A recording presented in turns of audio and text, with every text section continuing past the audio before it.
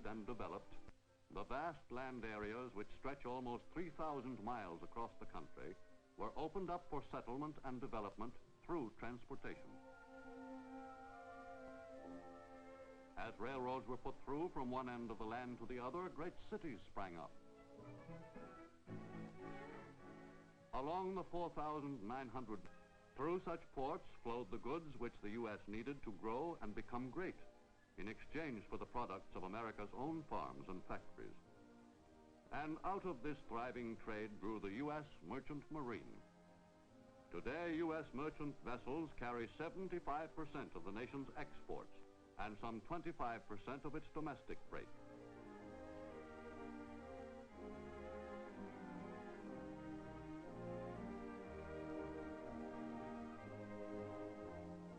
Plying not only the seas, but the Great Lakes as well, they are a vital link in the commercial life of the country.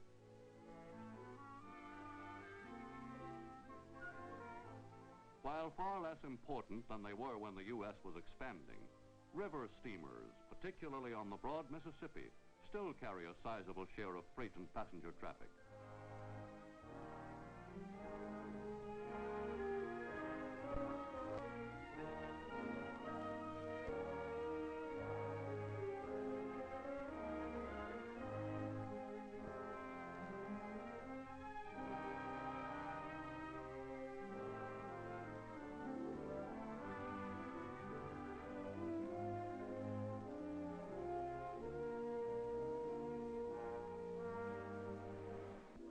Among the newer passenger-carrying businesses in the U.S. today are the nation's bus lines.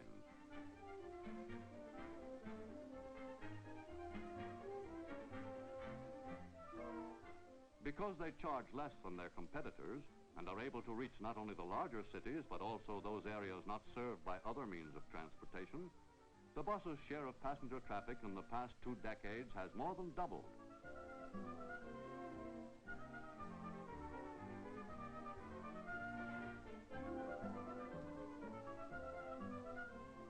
For many of the same reasons that bus transportation is flourishing, the trucking industry in the past 20 years has become increasingly important.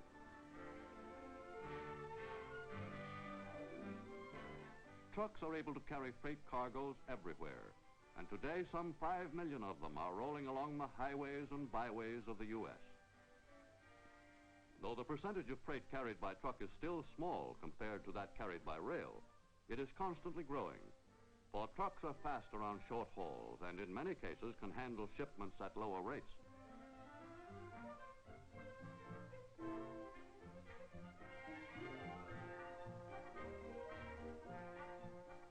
Newcomers in the freight carrying industry are the cargo airlines, most of which have been established only since the war.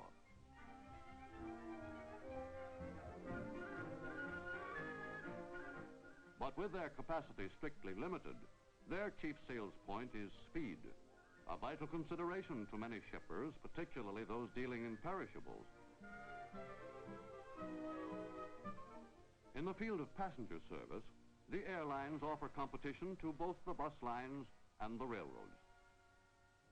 With their personnel, equipment, and service already above pre-war standards, with air travel cheaper in many cases than Pullman travel, airlines are cutting more and more heavily into the railroad's luxury passenger trade.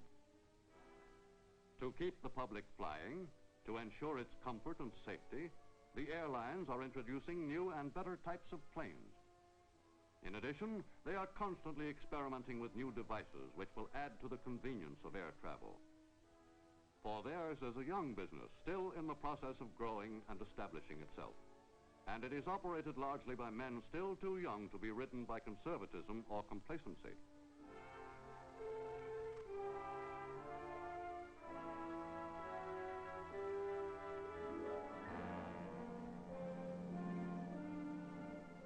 In the few years in which they have been operating, the airlines have discovered that their efforts to improve comforts and services have attracted a steadily increasing number of passengers. For though speed is probably the chief consideration of the flying public, another inducement is the luxurious appointments of the newer planes.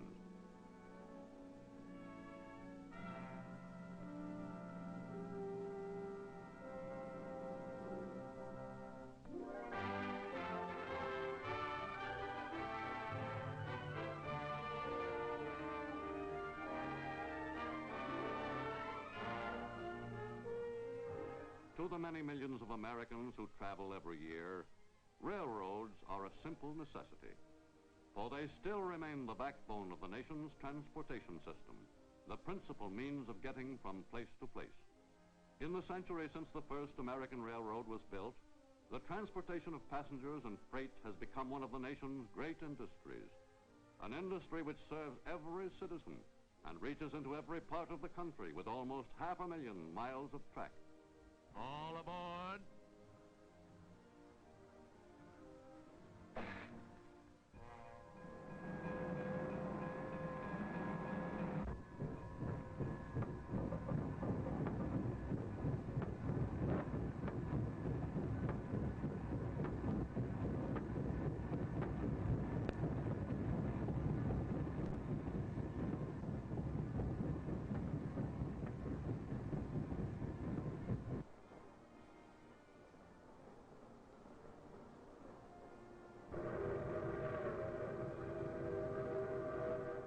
Today, though U.S. railroads are doing more business than ever before in peacetime, though they have behind them years of profitable wartime operations, they are in precarious financial conditions, largely the result of rising costs, which have increased more rapidly than income.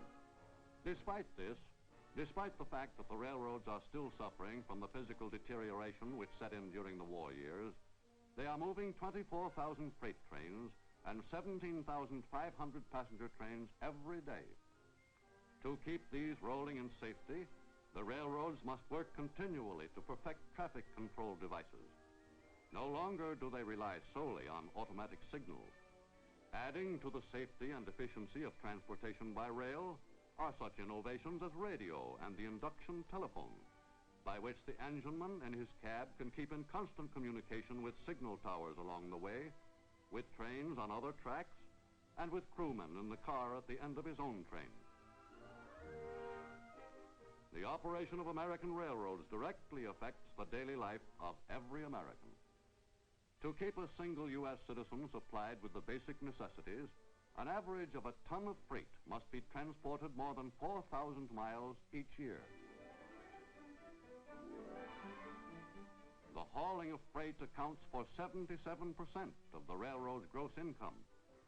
But though the freight load today is the heaviest in peacetime history, there has existed an acute and constantly growing shortage of freight cars, with worn-out cars being retired faster than new ones could be made available.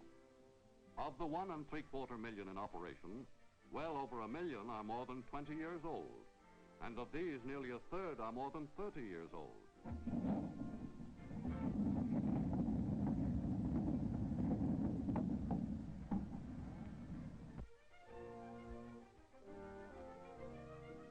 The entire U.S. industrial establishment depends in great degree upon rail transportation, and any serious breakdown would have a catastrophic effect upon the national economy.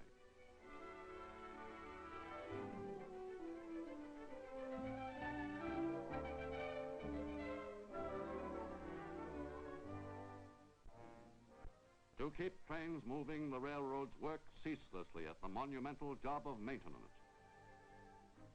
At regular intervals, every locomotive must go to the shop for checking and repairs. After every 100,000 miles of operation, most locomotives are completely stripped down and rebuilt inside and out. The steel tires are sweated off and renewed.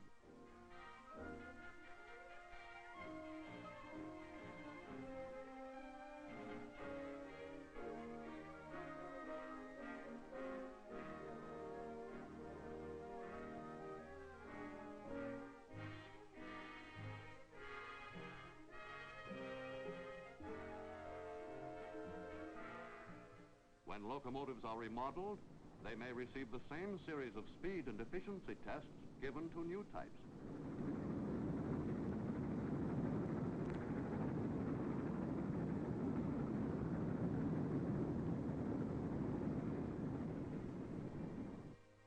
Like rolling stock, roadbeds suffered from inadequate maintenance during the war, and today the railroads are still working hard to make up for the years of enforced neglect. On first-rate roads, every foot of mainline track is inspected at least once a day, and sections which show flaws are promptly repaired or replaced.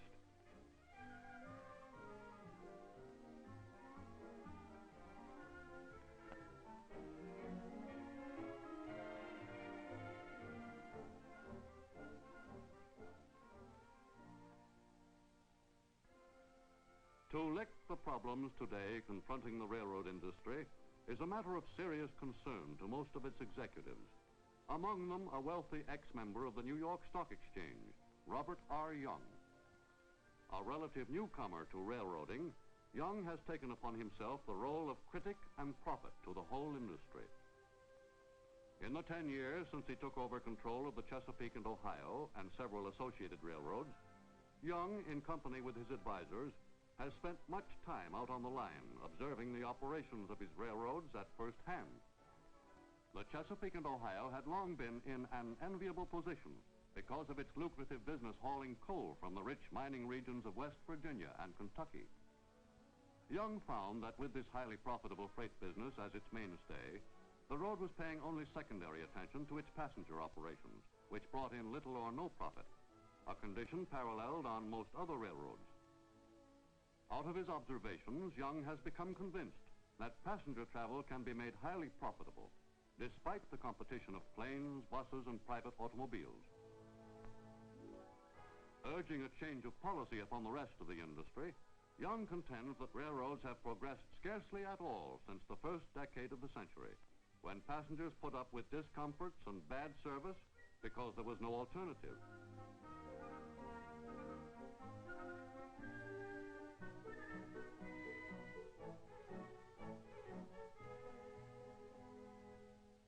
The cars in common use today are little better than those of 40 years ago, Young maintains, so far as the convenience of passengers is concerned.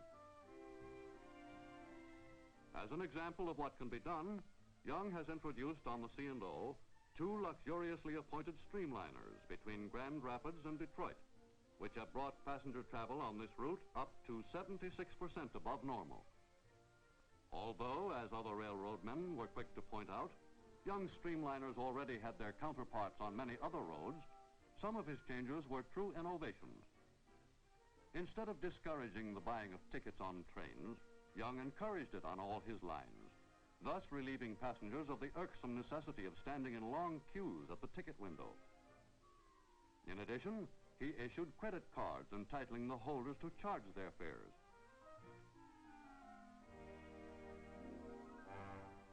Convinced that he understands the public's likes and dislikes, Young has introduced many other improvements in service designed to make the trip more palatable to the customer.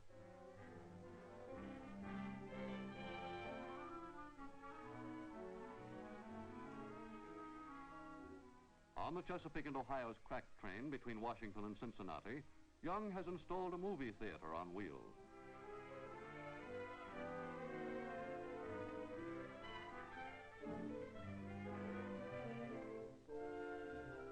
Today, America's railroads are awake to the need for progressive action.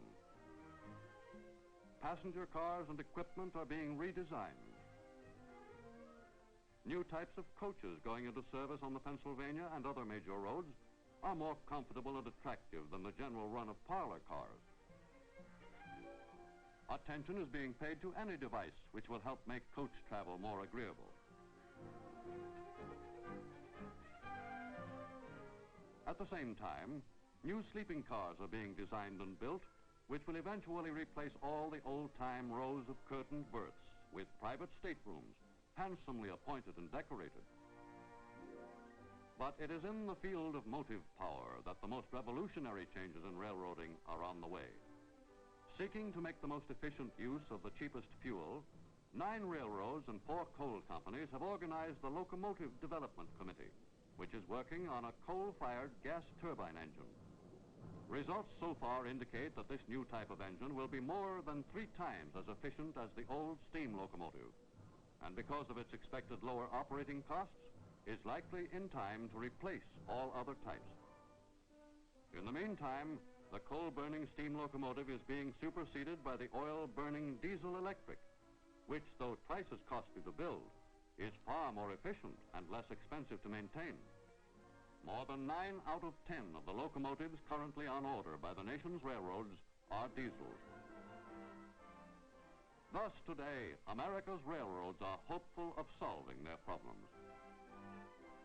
And in the process, it is the passenger, so long neglected, who stands to benefit most in the higher speed and greater comfort with which he may soon be able to travel on any road, anywhere at the broad expanse of his country.